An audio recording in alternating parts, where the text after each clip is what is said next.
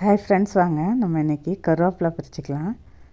ஒரு கையில் வீடியோ எடுக்கிறதுனால கருவேப்பிலையை இன்னொரு கையால் பறிக்க முடியலங்க. ஆனால் கட் பண்ணி விட்ருவோம்.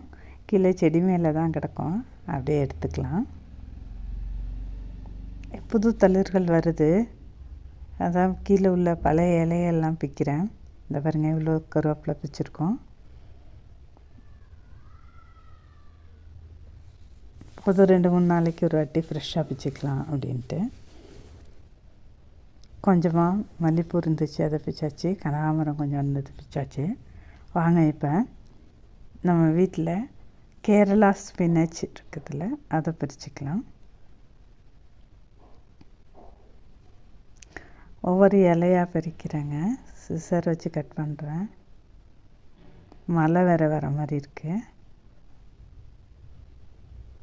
கொஞ்சம் அப்படியே ஸ்டெம்மோடு சேர்த்து கட் பண்ணிட வேண்டியதான். கேரளா ஸ்பினச் இதுவும் ஒரு வகை கொடி பசலி தான். அது நம்மளோட சகப்பு பசலி மாதிரி, இது பச்சை கலர் பசலி, கொடி பசலி. வாங்க கையாலே பிச்சுக்கலாம்.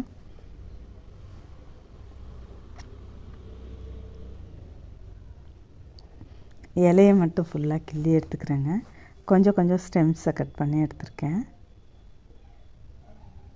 பூக்க ஆரம்பிக்குது, அதனால தான் சரி கீரையை பறிச்சிடலாம் இன்றைக்கி அப்படின்னு பறிக்கிறேன்.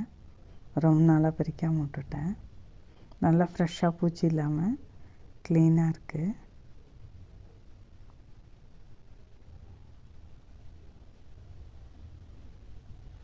இதுவும் விதை போட்டாலும் முளைக்கும், ஸ்டெம் வச்சா கூட முளைக்குங்க, குச்சி வச்சா கூட முளைச்சிரும்.